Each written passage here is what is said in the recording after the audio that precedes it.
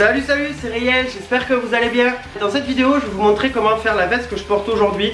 Donc c'est comme ça, là, avec les œillets juste là en dessous, là, tout autour, avec le logo de groupe comme ça derrière. Donc je vais tout simplement vous donner ma technique que j'ai pour faire mes propres fringues, qui déjà vous économiserez énormément d'argent en faisant des petits DIY, en faisant vos petits accessoires, vos vêtements maison. Donc je sais que c'est pas spécialement évident, je suis quelqu'un qui a pas énormément de patience, donc ça m'énerve assez facilement et assez vite de faire ce genre de choses. Donc on n'a pas rien sans rien. Donc je suis là aujourd'hui pour vous apprendre plus ou moins à faire des fringues comme je le fais là. Donc j'espère que cette vidéo vous plaira. Et puis dites-moi en commentaire ce que vous aimeriez bien que je fasse en DIY. Je fais aussi des pantalons dans ce style là, donc si vous voulez que je vous montre un peu comment je fais, il n'y a pas de problème, je filmerai ça. Et puis sur ce on est parti, allez venez avec moi. Pour commencer, il te faut un pull noir basique, un t-shirt de groupe que t'aimes bien, des rubans à œillets, une fermeture éclair que tu trouveras dans tout ce qui va être magasin de tissus et mercerie et tout ça, des œillets de tailles différentes que tu peux aussi trouver dans des merceries et tout ça, mais comme c'est trop cher, tu peux les trouver sur internet, des épingles et des ciseaux, et un vieux t-shirt tout moche, si t'es comme moi que t'as la flemme de t'acheter un lacet ou de récupérer un vieux lacet qui pue les chaussures. Ensuite, il te faudra couper ton pull du col jusqu'en bas.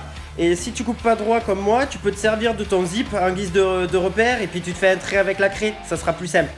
Une fois ton pull en deux, serre-toi des épingles pour maintenir le zip en place lorsque tu vas le coudre. De chaque côté bien sûr, tout en faisant attention de ne pas épingler le derrière du t-shirt, enfin du pull. Parce que moi ça m'arrive et c'est super galère quand tu dois tout découdre et recoudre après. Après avoir galéré avec les coutures de ton putain de zip, tu peux maintenant couper les manches de ton pull pour en faire un pull sans manches, mais rien ne t'y oblige. Découpe ensuite le logo de ton t-shirt et viens ensuite le placer bien à plat à l'arrière de ton pull, sans oublier de l'épingler bien à plat. Ça fait beaucoup de bien à plat, mais on s'en fout, t'as compris le principe. Récupère ensuite les manches de ton t-shirt précédemment découpées, puis passe tes nerfs dessus à l'aide d'une fourchette pour le trouer. Et si c'est bien fait, ça te donnera un truc un peu comme ça. Place-les ensuite sur les épaules et n'oublie pas de bien les fixer avec les épingles, parce que sinon pour la couture, tu vas galérer.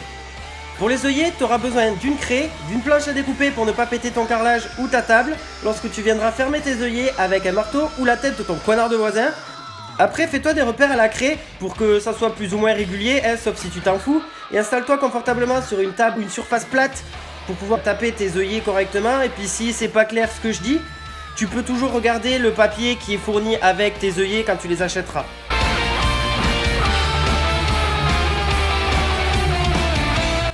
Couds ensuite deux bandes de ruban à œillets sur le côté de ton logo en faisant bien attention de ne coudre qu'un seul côté de tes bandes et de ton pull. Et avec ton t-shirt moche, fais un lacet pour ensuite le passer comme un corset dans les rubans à œillets.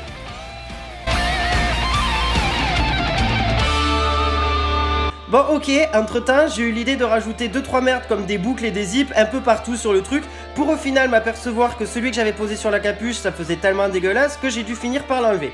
Donc la vidéo est terminée, j'espère que ça vous aura... Dans la vidéo j'utilise une machine à coudre, mais vous pouvez aussi très bien le faire à la main, c'est plus long, c'est plus chiant. Mais écoutez, moi au début c'est comme ça que je faisais, le résultat est le même, c'est juste beaucoup plus long, il faut prendre son mal en patience. Pour ceux qui ont envie de refaire ce DIY ou vous en inspirer, j'aimerais bien voir votre travail.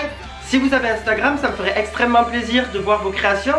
Donc vous pouvez m'identifier dedans avec le hashtag Riel029.